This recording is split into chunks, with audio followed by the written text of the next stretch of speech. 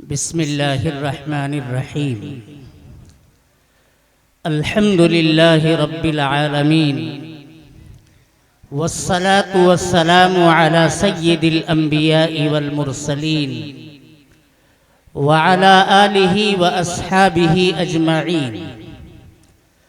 अम्मा बअदु फ़क़द क़ाल अल्लाहु तबारक व तआला फ़िल क़ुरआनिल मजीद वल फ़ुरक़ानिल हमीद।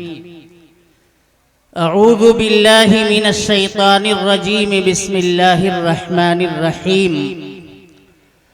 वज़क्किर फ़इन्नज़्ज़िक्रा तन्फ़उल मुअमिनीन। सदक़ल्लाहु मौलानल अज़ीम। सदर इजलास, स्टेज पर रौनक अफरोज़ मुअज़्ज़ज़ मुवक्कर असातीने इल्म व फ़न उलमाए किराम और इस गांव और अतराफ से दूर दराज से तशरीफ लाने वाले मुअज़्ज़ज़ सामिईन, पर्दा में तशरीफ फरमा ख़वातीने इस्लाम, अजीज तलबा, बुजुर्गों और दोस्तों, हजरत मौलाना मोहम्मद शाहिद साहब कासमी दामत बरकातुहुम बहुत देर से आप हजरात के दरमियान प्रोग्राम को चलाते रहे। अल्लाह तबारक व तआला उन्हें जज़ाए खैर इनायत फरमाए। कुछ नागुज़ीर असबाब की वजह से ज़रा सी ताख़ीर हुई, लेकिन अल्हम्दुलिल्लाह मजमा सरापा इंतज़ार बन करके बैठा हुआ है। ऐसा लगता है कि ये एक मुकम्मल नूरानी समा है, और क्यों ना हो जब यहाँ पर ऐसे ऐसे उलमाए किराम की आमद है जिनका एक मर्तबा दीदार करने के लिए बड़े बड़े बल्कि हम जैसे खुर्द अफराद भी कतार में खड़े होते हैं। आज जो शख्सियात, जो इल्म व फन के माहिरीन और मिल्लत को सही सिमत और सही रुख दिखाने वाले अकाबिर असलाफ उलमाए किराम बुजुर्गाने दीन सरजमीन महूलिया के ऊपर तशरीफ फरमा है, ये मेरे मुहतरम बुजुर्गों और दोस्तों हम सब के लिए लायक रश्क। कौन नहीं जानता शेखुल इस्लाम हजरत मौलाना हुसैन अहमद मदनी नव्वरल्लाहु मरकदहु, जिन्होंने इस मुल्क की आजादी में, जंग आजादी में ऐसा किरदार निभाया है और अंग्रेजों के नापाक चंगुल से इस धरती को आजाद कराने के लिए माल्टा की कैद और सऊबतें झेली। उसी खानवादे के चश्मो चराग बाबसीरत आलिम दीन, हम सब के मखदूम और मुहतरम हजरत के पोते यानी नबी रहे शेखुल इस्लाम और हजरत मौलाना सैयद अरशद मदनी मद्दजिल्लुहुल आली के साहबजादे, उनके जिगर के टुकड़े हजरत मौलाना सैयद अजहर मदनी दामत बरकातुहुमुल आलिया आज इस सरजमीन के ऊपर तशरीफ ला रहे हैं।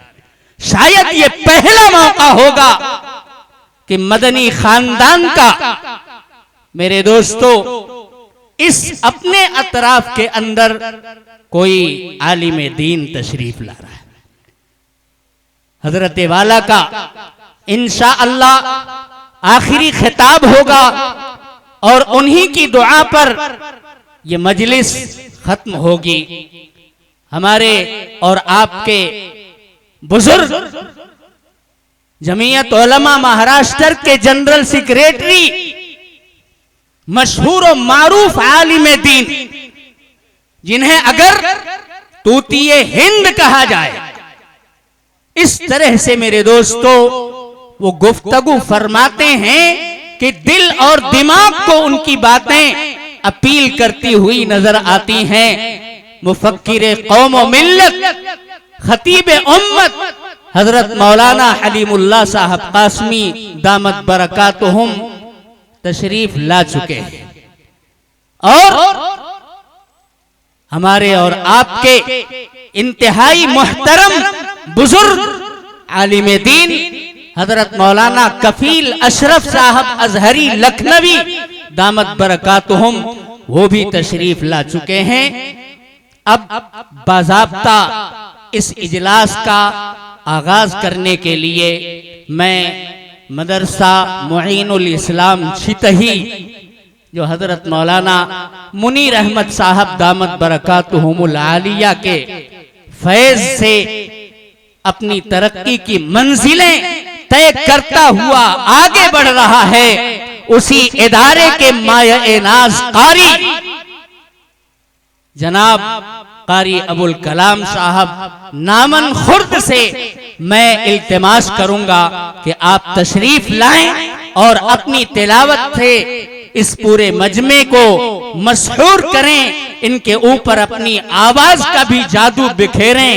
और कलाम इलाही तो खुद इन्न मिनल बयानी लसिहरा व इन्न मिनल कलामी लसिहरा, कुरान करीम तो है ही ऐसी किताब कि अगर उसे पढ़ा जाता है तो सुनने वाले उसकी आयतों में सरमस्त हो जाते हैं। एक जज्ब और कैफ और सुरूर दिलों के अंदर पैदा होता है और जनाब कारी अबुल कलाम की आवाज, उनका लबो लहजा, उनकी करख्त, उनकी गनगरज, ये सब भी आज हम और आप मुशाहदा करेंगे। ये मदरसा मुईनुल इस्लाम की खुशनसीबी है और खुद कारी साहब की भी खुशनसीबी है। यहाँ पर उनको तिलावत कलामुल्लाह के लिए बुलाया जा रहा है। अल्लाह तबारक व तआला से दुआ भी करें कि आखिर तक इसी तरह से मजमा बैठा रहे। अल्लाह ताला इस इजलास को अज आगाज ता इख्तिताम कामयाबी से हम कनार फरमाए। अब आप और कारी अबुल कलाम साहब आमने सामने। मेरी गुजारिश है कि दोनों कानों पर हाथ रख करके कारी साहब अपने मखसूस अंदाज में तिलावत फरमाएं।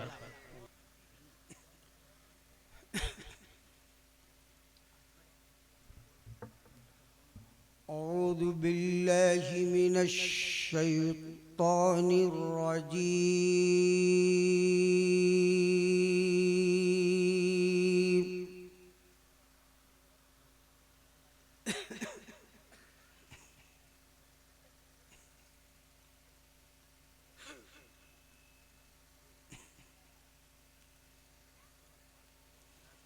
बिस्मिल्लाहिर रहमानिर रहीम।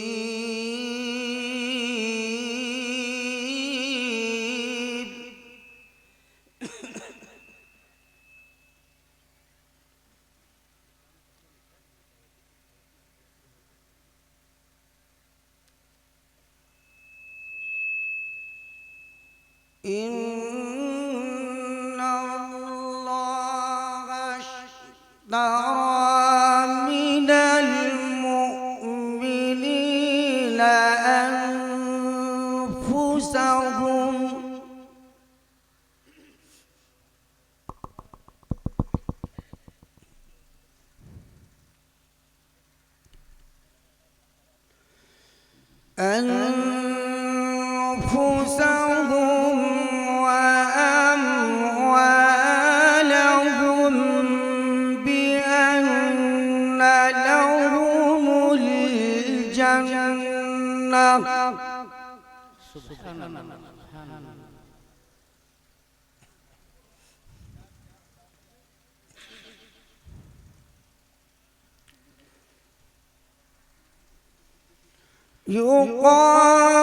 يقاتلون في سبيل الله فيقتلون ويقتلون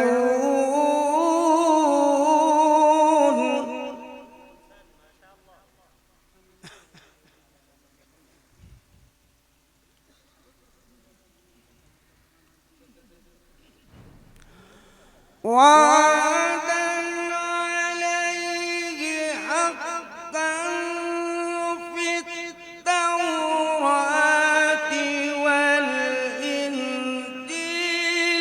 والقرآن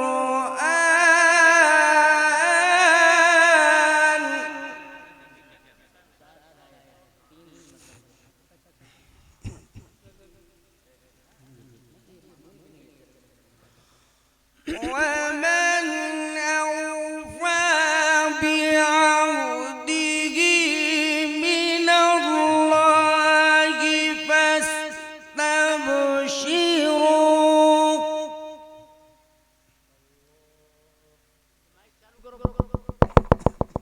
سبحان الله. فاستبشروا ببيعكم الذي بايعتم به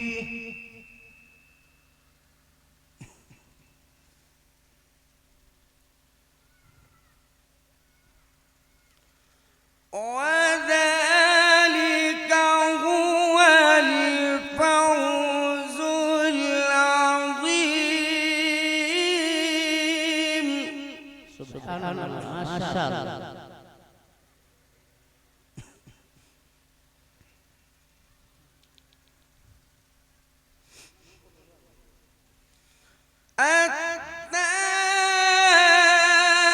التائبون العابدون الحامدون السائحون الراكعون.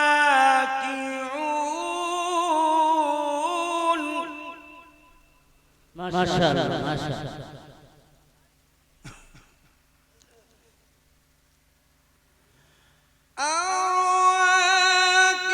الراكعون الساجدون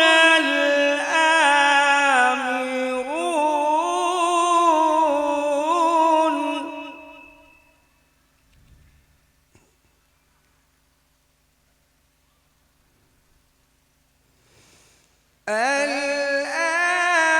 الآمرون بالمعروف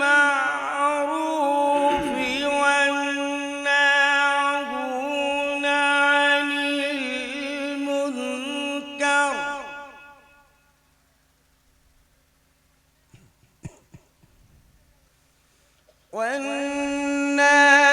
والناهون عن المنكر والحافظون لحدود الله.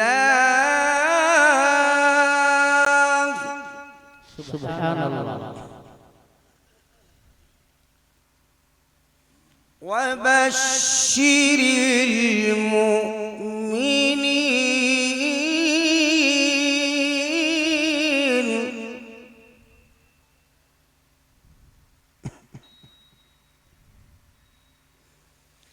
ما كان للنبي والذين آمنوا أن يستغفروا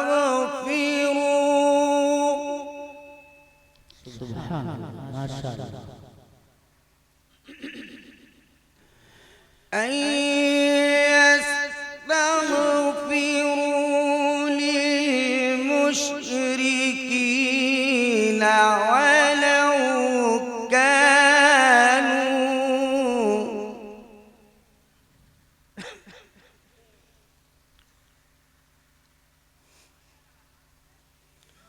ولو كانوا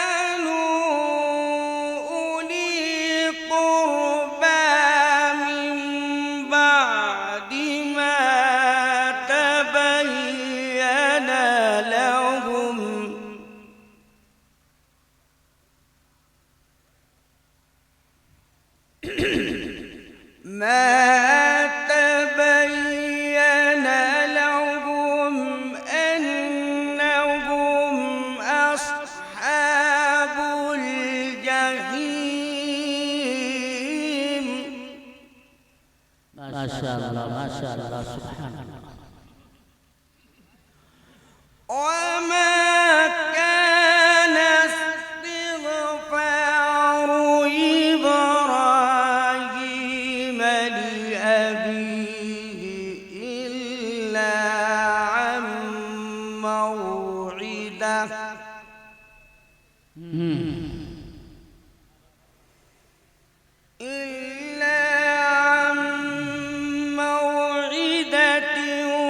وعدها إياه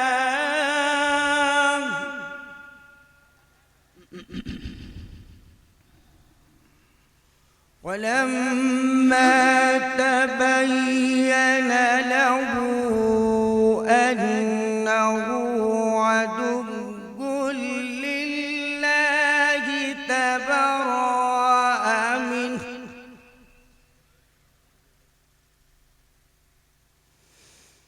إن إبراهيم لأواه حليم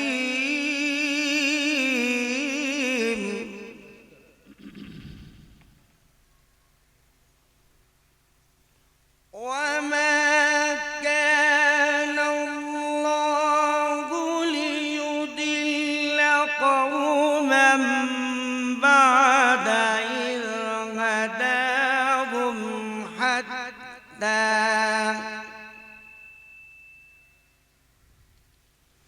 حتى يبين لهم ما يتقون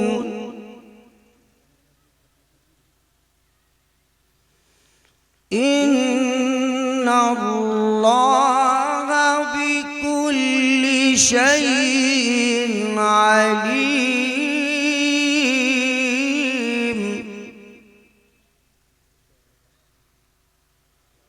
إن الله له ملك السماوات والأرض يحيي ويميت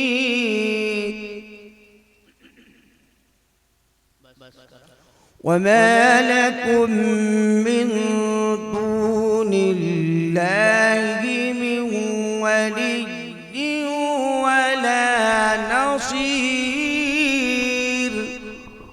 صدق الله العظيم.